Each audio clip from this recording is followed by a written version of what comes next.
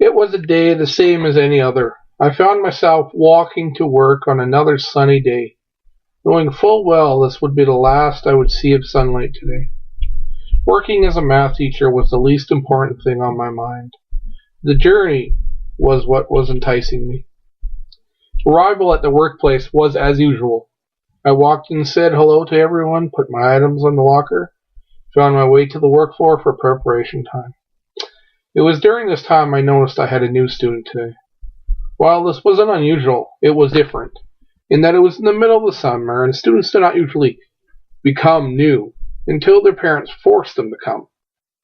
That meant either someone was being very naughty during their summer vacation time, and that usually means that the chosen punishment was math practice. Much to my surprise, it was something I had least expected. A student easily twice as old as I was had decided to finish their grade 12 math.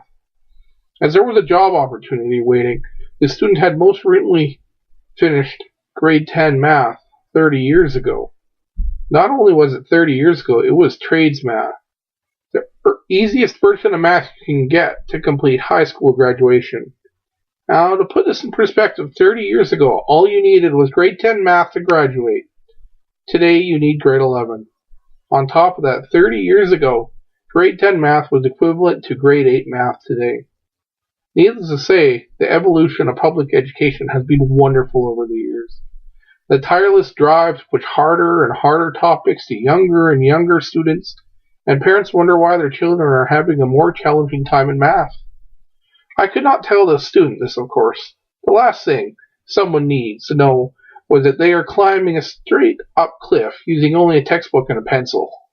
It was doable, of course, as long as time was there to be put in. So we started our first day of many.